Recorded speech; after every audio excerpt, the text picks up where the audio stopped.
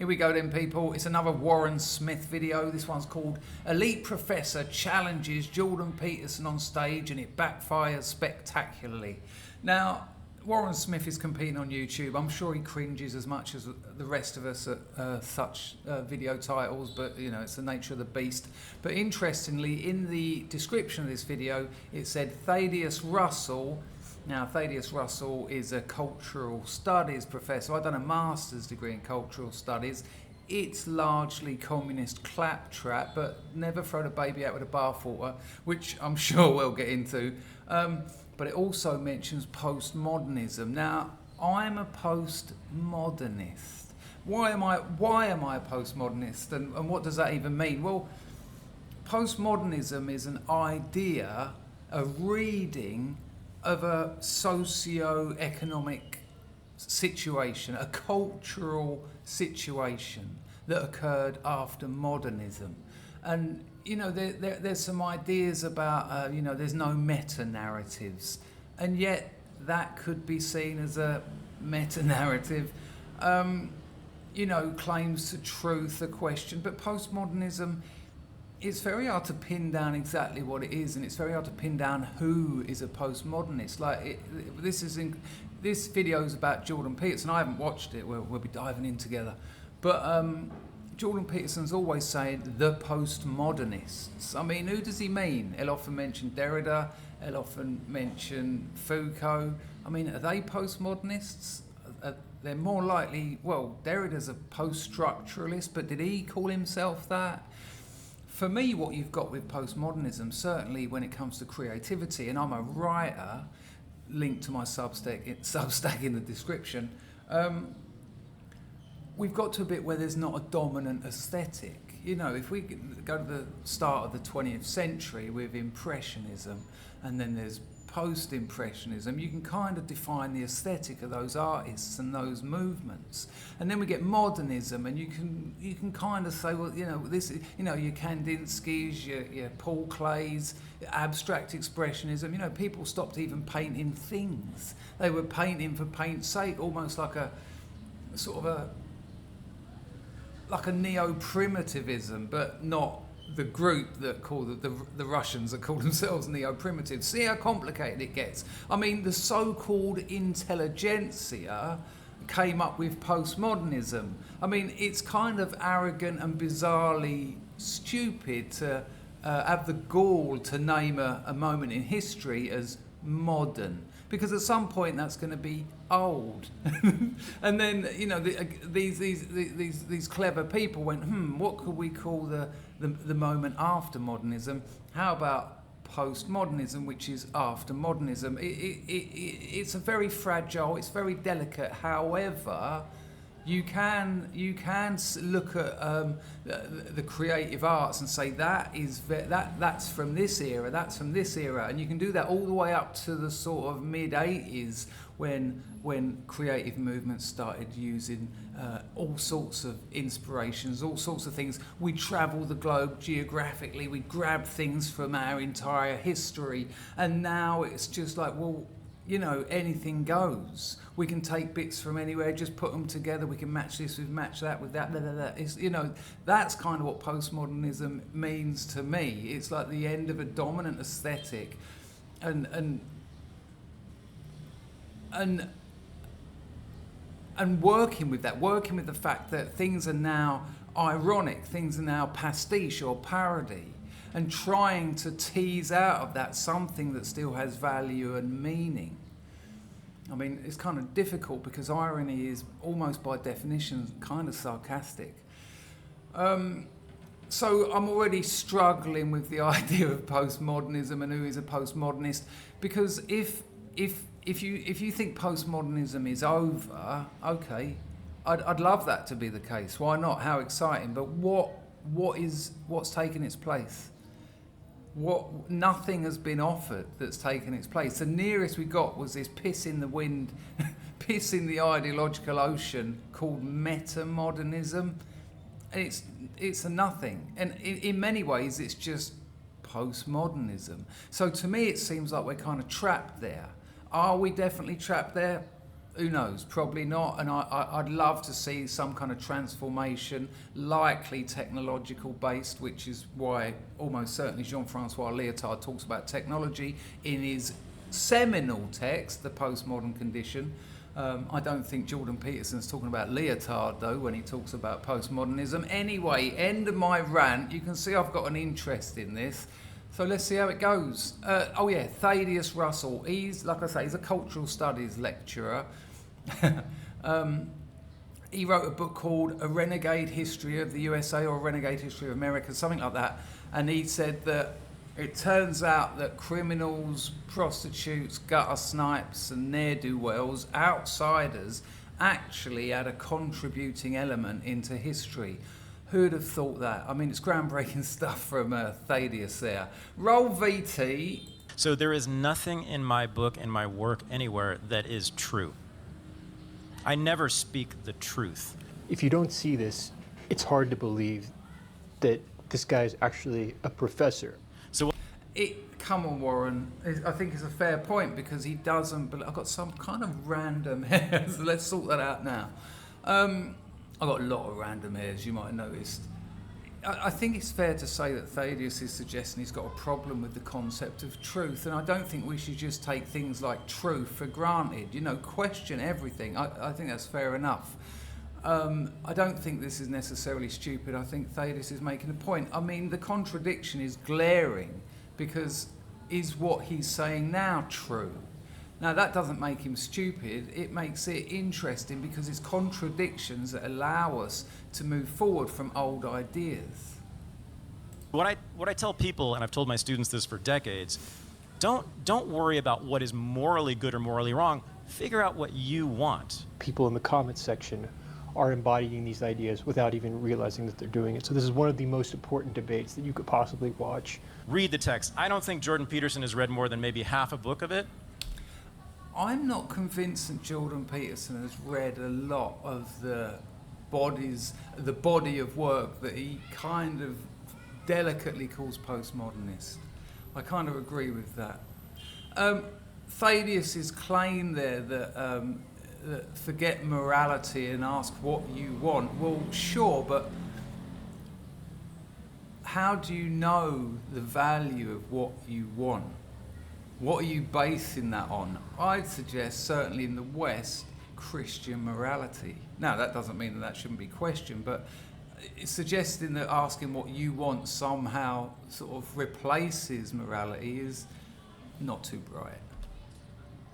I have never heard any citation, any quotes. I'm going to speak mostly about Jacques Derrida. Derrida was a Marxist to begin with. I'm a real fan of Jacques Derrida. I wrote my master's degree dissertation on one of his pieces of work. But that fell out of favor because it turned out that Marxist political doctrine kept producing evil empires, and by the mid-1970s, the evidence that that was the case was so overwhelming that even a French intellectual couldn't deny it anymore. And well, he's Algerian, but yeah, okay, he lived in France. But hang on, this isn't... when he was young, he was into Marxism, which was without doubt promoted in the academy, and he changed his mind, like I did. I mean, this isn't a bad thing. What do you want, Jordan? Did you want him to still be a Marxist? so they started to play sleight of hand with the Marxist ideas. So I think you would not take away from that we are Marxists at all. I think you would take away from that we are very clearly anti-Marxist and anti... It's interesting that Thaddeus is saying that Thaddeus is in the same group as Jacques Derrida. That's interesting. Okay. I mean, Derrida wrote a book quite late in his career called Spectres of Marx, which is a play on, what's it, in German ideology maybe? One of Marx's books, and it opens with, there's a spectre haunting Europe. And I think he goes on to say it's a spectre of fascism maybe, or narcissism, I don't know. But Derrida, in Spectres of Marx, he says there's a spectre haunting Europe, and it's spectre of Marx. And all Derrida does is says that Marxism is still alive, and let's have a look at it. Now, you can't, on the one hand, say that Marxism is being taught in universities, is dangerous, is a threat, and on the other hand, say that it isn't alive. Derrida doesn't. He's not sort of flag waving for Marx, and here's the interesting thing: Marx wasn't an idiot. He wasn't stupid. Some of Marx's critique of capitalism are absolutely on the money, ironically. Like the Frankfurt School, you find me a better critique of capitalism than Adorno and Horkheimer's culture industry stuff in the Dialectic of Enlightenment. I don't think you can. If you can, let me know in the comments. Give it to me. I'd love to read it. It's incredible. It was written about 80 years ago, and the predictions, everything's absolutely spot on. Now, do I agree with Marx's solutions? Of course not. Do I like Adorno's solutions? Obviously not. But as I said at the beginning, which I kind of predicted, don't chuck the baby out with the bathwater, because that's what idiots do. Anti-communist. That is also true for Foucault and Derrida. Instead of trying to promote the revolution of the working class against the capitalist class, let's say. I had a friend who was a Marxist professor at Columbia who said to me once, "Are you reading all that French horse shit up there?" I get that a lot. All those French nutters. We can't stand that shit because it distracts us from the real work, the true work of revolution. They started to play identity politics and said, well, we can just separate everybody into oppressed versus oppressor, but we don't. But Jordan, who? I mean, I've read probably 15 of Derrida's books. I've probably read 8 or 9 of Foucault's. Foucault's a historian. The Birth of the Clinic, Discipline and Punish, the Archaeology of Knowledge, and they're quite dull. I mean, as works of history, they're almost spectacular, but it's already quite dull. I don't read a lot of Foucault talking about this kind of stuff. Derrida is interested in language. Of grammatology, he looks at Rousseau's essay on the origin of language as well as many other essays. Writing and difference, the title says it all. I don't hear these people talking about identity politics. Now, did they talk about that stuff? Maybe there's some interviews or whatever, but it's an odd element to tease out of them. Don't have to do it on economic grounds. And so we can call it power instead of economics. So postmodernists believe that reason is a tool for power, that logic and reason are... But Warren, who are the postmodernists, and who gave them that title, and what consensus leads you to believe that there's value in saying the postmodernists? Social constructs. Postmodernists don't say that there is no such thing as logic or logic is irrelevant. It is, of course, quite relevant. And this is what Foucault actually said himself. He says, I use reason against rationalism. I use the tools of power against power. So reason and logic are the tools of power. You just heard it in his own words. And this is where the Marxism creeped up again. Oh, people interpret the world. I don't know what I'm missing there. Yeah, without a doubt, reason and logic are used to exert power. Now, there's reason and logic, and there's reason and logic. You can't necessarily say that, we came to the... I mean, do you think that let's look at the Koof, yeah? The Koof wasn't sold on the back of a nonsense. It was sold on the idea of reason and the idea of logic. We trusted the science. We trusted the experts. Why are they experts? Because there's been a consensus, whether that's been imposed or not, of voices that said these are to be trusted. They've been through our institutions, they've earned the titles, therefore they are experts in this field. They said this. Were they right? That's my point. In a way that facilitates their acquisition of power. Now that's where the bloody theory starts to get corrupt.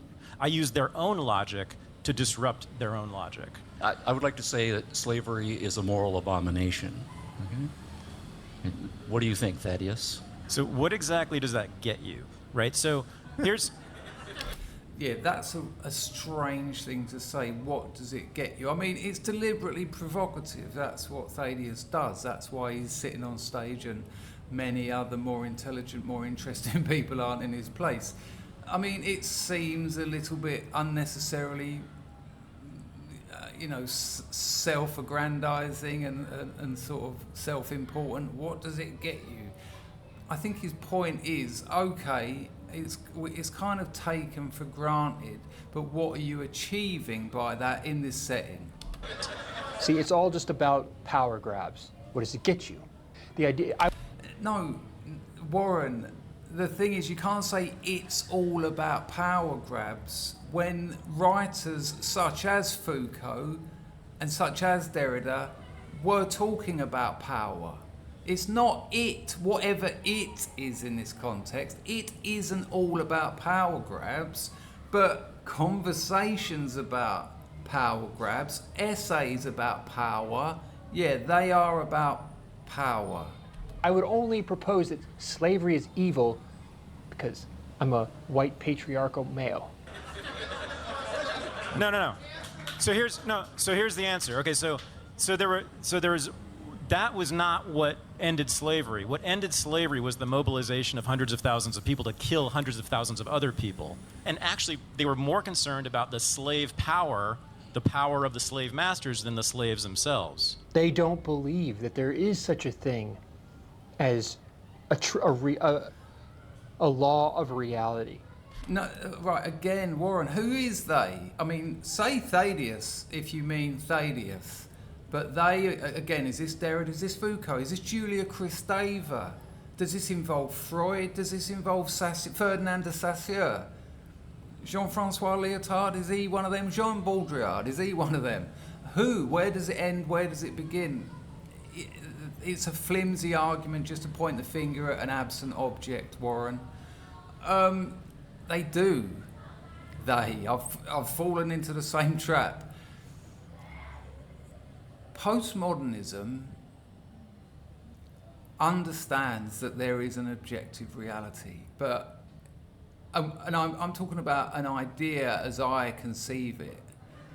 The thing is, we are left with language to interpret, translate, and communicate that objective reality, which is where it comes into question. Does anyone know where it becomes problematic? About who the abolitionists in this country and in England were, and what was influencing them, and what was really driving them, what made them. And Thaddeus actually makes a good point here. You know, thinking that slavery is morally wrong isn't what stopped the Atlantic slave trade. Anti-slavery was a deep, deep belief in Christianity, in particular in this country, Calvinism. This guy's going to make the case that morality is simply superstition. So morality to me is a form of superstition. So it is the idea that something applies, again, to all people at all times and all places forever. Which is absolutely a fair point. I mean, superstition, what is superstition? So we could describe superstition as a collection of stories, a collection of tales that people have continued to tell, occasionally written down, shared, communicated, that have gained value by being repeated. That's what culture does. It doesn't make them, it doesn't take away their value. It doesn't mean they haven't got an impact on what we could call reality. I don't see why that's a problem. Unless you're suggesting somehow morality is etched in the soul of reality. Morality is etched into the nebulous soul of thought or ontology. Right. That is a religious idea. They don't believe that there is such a thing as a law of reality. Again, I'm sorry to repeat myself, but Warren, is Thaddeus, me, a law of reality? Yeah, I think it's fair to say I don't believe in a law of reality. Yeah, define it. That there's an observable aspect to reality that applies to everyone. But that... An observable law of reality that applies to everyone. Sure. Okay, yeah, I'll give you that. But how do we share that law? How do we discuss that law? We discuss that law through language. So it is necessarily restricted, delimited by language.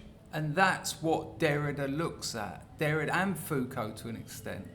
They look at that restriction. They look at what's sacrificed due to many inherent contradictions in language itself.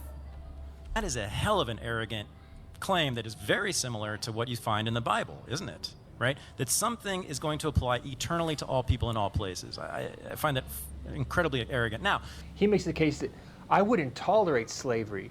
And it all comes down to the individual must choose what they will and will not tolerate. Now, there's something interesting going on here. I respect Warren Smith. That's why I like making videos about his videos. But what we could call orthodox philosophers like Warren, who's probably spent most of his academic life, I'm guessing, studying the classics, your Socrates, your Descartes, your Platos, and there's nothing wrong with that at all. I've done it myself. And postmodernism, let's name not postmodernism. Derrida has pulled the rug out from under that history of Western metaphysics, and they don't like it up 'em. Have you seen Warren looking this angry before? It is a threat to his way of thinking, and I'll suggest as Warren matures, he's a relatively young bloke, he'll open himself up a little bit more to these debates, see the value in them, and become a more interesting, more observant and understanding person because of it. Now, he's not going to accept that because it's like, you're just a kid. But look, let me explain something to you. So deconstruction, right? Jordan Peterson's always saying deconstruction, Derrida used the word deconstruction about 4 times. People think deconstruction is a method. Derrida's method, and that's simply not true. What Derrida does is take a text that he likes, something he respects, that he's got value out of, like Nietzsche or Rousseau or whoever, and thinks this is great. Let's find the contradictions. Let's find the moments in this text that threaten the undoing of the whole logical order of these arguments. Because when we can identify the contradictions upon which they're based, upon which the arguments are based, the whole thing can be moved forward dialectically. So the idea that Derrida is a deconstructionist and deconstruction is about breaking things is a myth. It's not a method. Derrida barely used it, the word, and what Derrida actually does is find out how to move very complex ideas around language, culture, power, how to move them forward into new ideas. Derrida's life work was a very creative endeavor. Does this mean that I am not opposed to slavery? And having Thaddeus as your kind of, if he is representing the body of thought that we could loosely call postmodernism, then it's the strawest of strawmans. No. Straw men. I don't Straw person. want to live in a society that has slavery in it because of my values. Yeah, but Thaddeus, your values, I would suggest, come from your understanding of morality. That's a different thing than morality.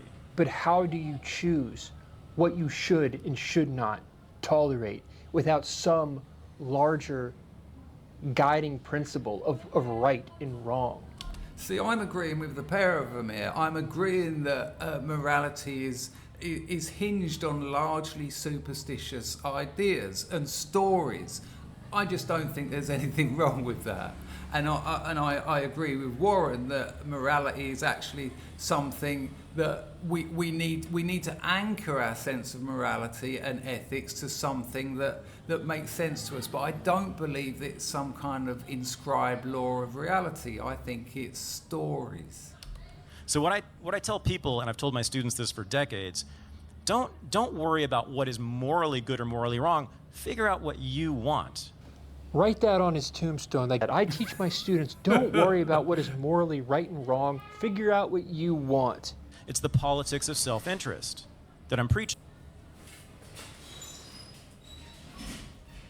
I'm making a video, love.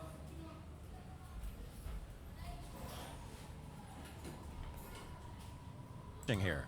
If you want to live in a society that includes slavery, I'm going to fight you. If you're going to try to impose that on me, right? If you want to not live in a society with slavery, that's all you need. You don't need to make moral claims, do you? Yeah, the thing is, where do you think people got the sense to evaluate whether they want or don't want slavery? Why? Why would you fight them? Because it's wrong? Immoral. And then the complex problem is not how to see or what to see, but how to act in reference to what you see. If you don't want to live in a society that includes slavery, you would have picked up a gun in 1861 and gone down south, maybe. You're teaching them that their choice of what they want is so important, they have to impose it on others. Because I don't think he is. I think he's suggesting that their choice of what they want is relevant when communities are making decisions because it's based on individuals. there's no potential for good in the world if you don't impose it. Yeah, I don't understand why that doesn't make sense. Because if you take the humans out of the equation and just add the morality, how would that turn out? That's what you're teaching them. So don't be surprised when you see these protests on campuses. Hang on. What? All protests? You know, Warren has said, if I remember rightly, Warren has spoken about when emotions get the better of you, you kind of lost the argument. I think that was Warren who said that. I mean, other people have said it, but yeah. So just figure out what you want and move from there. I can't. Do you know Yeah, and that's the problem. You can't, and you should, because you're better. anything actually exists? What do you mean actually? Actually exists? Do you believe anything is real? Okay, so I don't know, is my answer. I think that's a fair point. I don't understand. Why is there a limit to what you can question? Can you question? We can question politics. We can question slavery. We can question equality. We can question. But when it comes to reality, no, we're not going to talk about that. Even though it's kind of been the foundation of philosophy since Socrates. Is that something we can't do anymore? This is ridiculous. Of course you can question whether there is reality. Answer. This guy claims that there's nothing he says. He doesn't even believe in truth. So there is nothing in my book, in my work, anywhere that is true. I never speak the truth. I will admit that there's something this has got a bit of that sort of late 90s sexy cultural studies angle about it. You know, how can you say something like that and yet, you know, this is like one of those sort of what do they call them? Those sort of paradox questions. Which one is true? A, this one. B, not the other one. I mean, that's not a great example, but you know what I mean. Because if everything he says isn't true, what is this not true as well? So you do tell the truth. I mean, I think rather than try and be provocative, actually explain what you're trying to say, and it would be better. It's better to communicate clearly than be deliberately kind of, you know, airy-fairy. Yeah, it's weirder. I'm interested, eh? I'm telling stories. I'm telling new stories, or different stories, or trying to anyway, new narratives. That's better. It's true that we make sense of the world through stories because Calm down, Warren. we resonate with the hero's journey, with these Well, not all stories are the hero's journey. That's a Hollywood idea, but okay. Device with archetypes. That's how we And they don't all include archetypes, but okay, you didn't say that. derive morality. It's how it's built within us. That's not a coincidence. That's not a societal construct. Hang on, Warren, are you suggesting that morality it's part of our physicality? It's part where we've got morality wired into our brains or our muscles? Because I certainly don't think that. I think it's ideas we inherit through stories. And I just want to say again, the reason a lot of people do get so angry and emotional about these things, because it's going to require a massive undoing of quite a resentful knot of thought that people have spent years developing, their body of knowledge.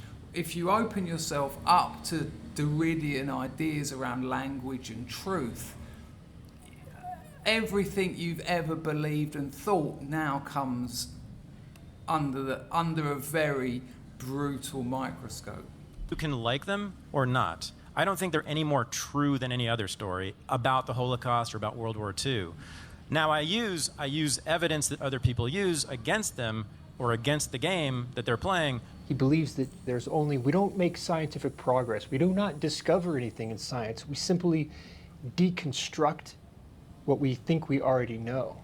You putting words in... I'm not a fan of Thaddeus, but I didn't hear him say that in these clips. Maybe he said it elsewhere, but if you're not going to show us, then I haven't got a lot to go on. But science has without doubt been wrong and changed its mind, and that's what it does. It tells different stories about the same thing. Is it looking for truth? Yeah, sure, of course. Is it necessarily finding it? Maybe. Let's have a look at a specific example and see what stories have been told about it, and then we can look into it. In fact, the real scientists, I think, are all postmodernists. They always say this. We're never finding truth. We're simply disproving claims about truth. Which is the scientific method. Imagine a mathematician just makes a mathematical discovery. They're not creating something. This is not a societal construct. It is though, Warren, because mathematics uses its own language to explain itself. They're discovering something that is already there, much like an archaeologist. But is it there without language? Doesn't what Jacques Lacan, I think, language represents thought as thought represents itself. Take language out of it, and how does that exist to humans? And I'm talking about language in the general sense here. Reading language could be a footprint, it could be a key down the side of a Tesla car, it could be the sun coming up, it could be a book, it could be an equation. And writing, obviously, in the general sense means creating those graphic or even phonic marks through speaking. But without that language, Warren, you've just disproved your own point, because in mathematics what they do is name something. They don't discover it, they name it, and therefore it comes into existence through language. Discovers an aspect of reality. They give it a name, they make it There you go. possible to articulate with math. There you go. They've given it a name, they've made it possible to articulate. And what have you got pre-naming, the possibility of articulation? Does it exist? If you can't articulate it, if it's not named? If so, I'd love you to explain it. Try and explain something to me that hasn't been named and is impossible to articulate. Mathematics, it then enters the lexicon, which becomes the basis of what we call knowledge. And what we call reality. Other mathematicians then build upon that. Read the language, interpret it, and use the same language to progress the idea. How do you wrap your mind around this idea that the Earth is round? Wow, who thought flat Earth would come into this? This claim, the Earth is round, is not universally true. So first it was flat, and everybody was completely sure it was flat. Everybody, right? And you were burned at the stake if you disbelieved that. And then everybody believed it was a perfect sphere. And this is kind of getting what you're at, right? Where you're coming from, right? mean, that doesn't really. I mean, I wasn't claiming my question had nothing to do with how the exact degree to which it's round. It's just that it's not flat. We know it's round. It meets on the other end. But do you see how that's all that my question needs. But no. But do you see how the shape of the Earth keeps changing according to science? The fact that a postmodernist can claim that there's no such thing as really scientific progress, because that's a society, everything's a social construct. So it's so stupid you can't believe it's real unless. And yet, you know, you'll see people writing off people like Derrida and saying it's just nonsense. It's just nonsense. And you know, people like, oh, what's his name?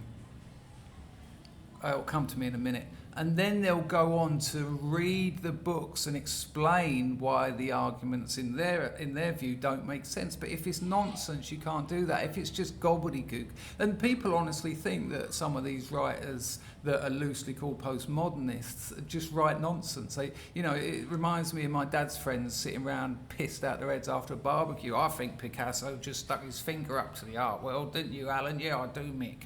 You know, it's like you've got to do better. You've really got to do better than that. You see it. This is why they're wrong. This is why they're wrong. Yeah, but how can you be wrong if you haven't actually got a point to make? Christopher Hitchens famously said about religious people, they're not even wrong. And, you know, it's kind of a hyperbolic and funny statement. But how can you at once be nonsensical and wrong? It doesn't make sense. You see, the world is complicated beyond our ability to comprehend. So there is a very large number of ways you can interpret it. But you have to extract out from the world a game from your interpretation that you can actually play. So there's a tremendous number of constraints on our interpretations, and the postmodernists don't care about that at all. I mean, again, if you're talking about Derrida, no, that's pretty much everything he cares about. They do is say, well, no, you can interpret the world any way you want. Which is pretty much what you just said, Jordan. I never speak the truth. I'm telling stories. All people are ever doing is playing power games. I use the tools of power against power. And there's going to be no crosstalk between the power hierarchies. And Fisher's response was to say, that is the stupidest thing I have ever heard. You do not want your students to read the other side. You want to squelch the other side's arguments. And that is part of the commitment of postmodernism. What you have... What a ridiculous claim. One person you know? That defines an entire movement? Sure. Is the movement and your value agenda. Your value agenda is a subjective commitment that you have acquired. Don't worry about what is morally good or morally wrong. Figure out what you want. In a world that you see as a zero-sum power struggle, to use your power to advance your values. Because of... I suggest you give Derrida's essay on his reading of Rousseau's On the Origin of Languages a go, and see if any of this stuff that Warren has, especially this final little sort of strawmanning construction of stupid ideas, see if you see any of that in that. Read the whole of Grammatology and Writing and Difference, probably Derrida's most influential two texts, and see if any of this is familiar. Of my values. That's a different thing than morality. And then, your words, I am now completely convinced, and this is a fairly new thing for me. And then you said again, completely convinced, emphasize, that Western intervention in World War II killed way, way, way more people than it saved. You can't prove that. You can't disprove it either. Just because we cannot prove that a certain course of action is better than killing Jews, it doesn't mean it's not true. Hang on, just because we can't prove it, yeah, but it doesn't mean that it's false.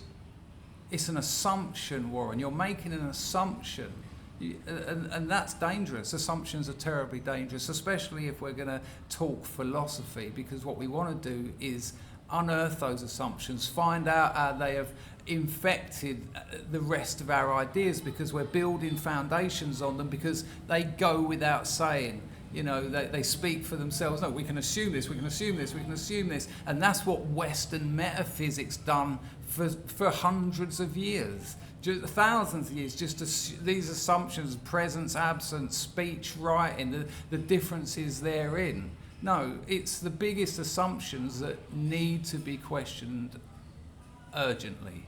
This is where the postmoderns fall off a cliff, because they cannot grasp that idea that there's such a thing as right and wrong. It's all just... Okay, so people tell me, where does right and wrong come from? God? You believe that? You believe the God of the Bible has etched that stuff into the law of reality? Okay, well those ideas then will be part of your entire thought system. Just subjective interpretation. It's all just a vie for power. There's no such thing as good and evil. Those are superstitious beliefs. Only fools who would believe in religion could believe that evil exists in this world. Yeah, I don't see what's wrong with that. The title of this video, Can One Cop Defend Himself Against 20... We're not moving on to that one. Well, there you go, people. I'm sure I haven't made some friends, but do question yourself before you jump to emotional conclusions about what I've said. Ta-da, see you next time.